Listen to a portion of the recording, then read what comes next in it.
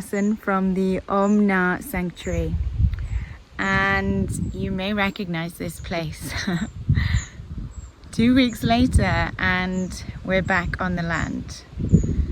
So it was actually before we posted the last video that we Nick and I felt completely lost, because we thought that we'd been guided to this land, and when we got here we were just really uncertain. And one of the reasons we were uncertain, if I spin round, you'll see maybe,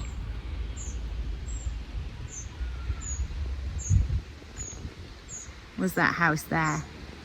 And that house doesn't really look that much, but it felt like when we were here that was all we could see, was that house. Any place on the land was, we could just see the house and nothing else. So we both sat down and we started to talk, and we were saying, how come we had all these signs that were guiding us to the land, and yet it wasn't the right land. We were disappointed. And there were a few things. I had a vision of Reuben, my eldest, coming to me when he was about 19, and he sat next to me, and I was like, oh, this is strange. You know, my son is a 19-year-old, currently 6 years old, and sitting next to me, and he just said, thank you, he calls me Mama. So thank you, Mama, for moving to Pembrokeshire, because it really changed my life. And he's like, you know, I'm so glad that we did it. And I was like, whoa, you know, it really got me emotionally. And yeah, and then the other thing was obviously just being shown this land, having a vision of it, and then being told to tell Nick about it. And the third thing was the name, Glyn Hoyle, just coming to me and looking it up and seeing that it was Valley of Joy. So we were talking about this, and then we said, well, maybe our fears are just getting in the way, and you know, maybe it is actually the right place and we just have to go for it. And so here we are, 2 weeks later, we're back on the land, and yeah, we've had a look. The weather's a lot different this time. It's raining. It still looks beautiful though, I think. And we were just walking the land, seeing what we could feel. And I was Nick's looking after the children, so I came up here just to have a few minutes and see what was happening. And I had these two beings come close and put their hands on my shoulder, and they said that they were the ancient elders, and they basically kind of were offering me guardianship, and Nick, guardianship of the land, if we choose it. So yeah, and they said there are other options, so we don't have to choose this land. But yeah, if we wanted it, they also said that there's a lot of water on the land, which it needs to keep the high vibration, and the trees as well, and also that it's actually not the building that will become the temple, but also the land could become the temple more so. We've also recently discovered the Priscilla Hills are really close by, and that there is blue stone, and how powerful it can be is like a crystal, like a transformative, healing, awakening energy. So that adds to the area's energy as well. So yes, interesting.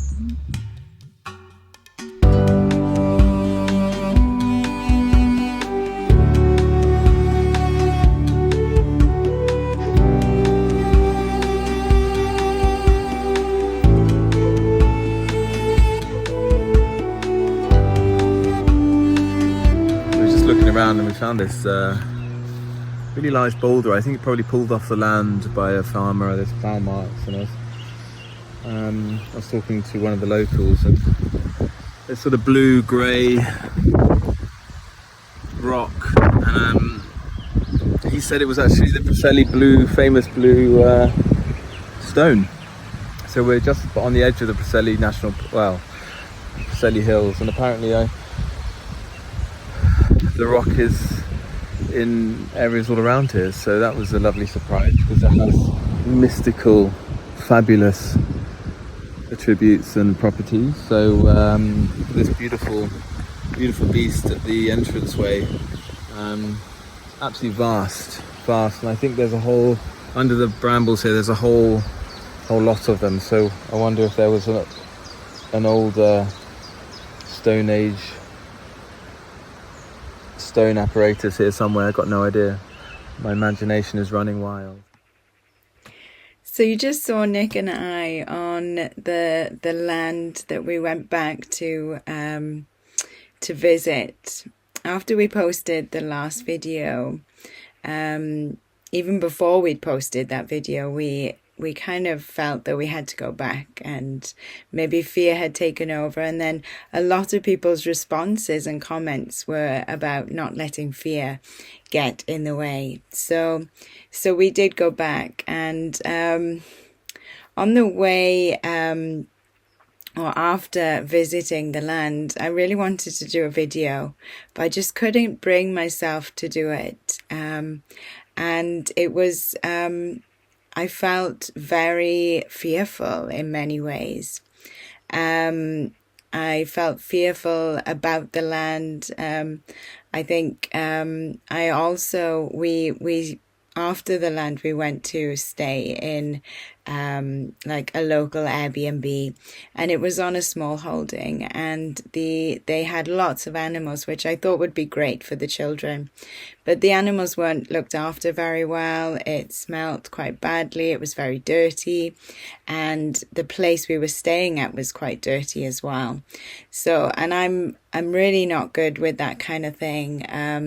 And I felt myself freezing. I was kind of paralyzed, and we were trying to unpack things to get ready for the children to go to bed, and I just couldn't. I was just kind of not knowing what to do, just paralyzed, just standing there. And I had the fear of buying the land, of owning it, and everything that meant, and also this this fear of or being paralyzed by the environment I was in. And I think the next morning I said to Nick, I can't do it. I can't have a small holding. I can't, live so closely in nature. I can't have animals. I can't have all this smell and, the poo everywhere. And, I was like, I want it to be beautiful. It's where our temple is going to be. I can't live in, in this same way. And that really helped, just saying to Nick, like, I can't do it. I just can't do it.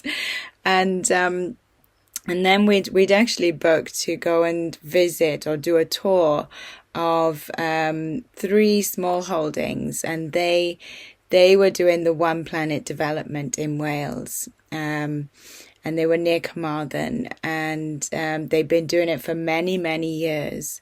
And there were 3 of them, like neighbours, so you could view each plot and see what they were doing, and just ask questions. So when we got there, it was like in nature, very beautiful. The first property, they were growing their own vegetables, and it was just all immaculate. It was beautiful. They had a lovely wooden cabin that they were living in, and it was, yeah, just completely different to the small holding we'd just been on. And then the next one was the same. They'd built their house out of a wooden structure and straw bales and lime on the outside, and just looked beautiful. And they were saying about their businesses, because with the One Planet development, you are able to build a residential dwelling or a temple as well, and as long as you have an agricultural business as well. And so some of them were making oat milk, others were making soaps. Some were selling eggs and honey. And one thing they mentioned was that you could have beehives, and you could actually run workshops on how to work with the bees, and that would be in line with the One Planet development. And Nick, my husband, he has most of his adult life he's had bees, and we have a small garden at the moment, and we actually have a beehive with a hole through the fence, and the bees go through a tube and they go out into like a little wooded area and field that's behind our house. That's going to be developed in the next few years. But it really worked for us having the beehive there, so Nick could still have his bees, and the barrier of the fence meant that the bees wouldn't come into our garden and bother the children.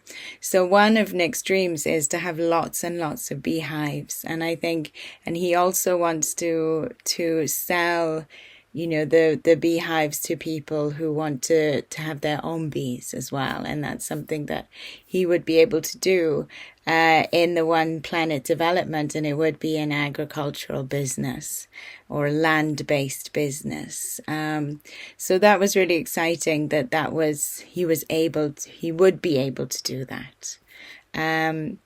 And it was lovely seeing the children there who lived in that area. And one girl was just so beautiful. She was like a little sprite, and she was just kind of like a little sprite jumping about the garden and picking vegetables and fruit and giving them to my children. And especially my daughter was really taken with her, and was kind of in awe of her.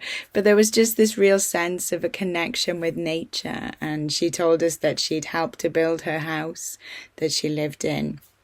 And we were able to go inside one of the straw bale houses. And it's been something that Nick has wanted to build, and I've been unsure, because you think of a straw house and you think of something that might fall down, and it doesn't really conjure lovely pictures, I suppose, in my mind.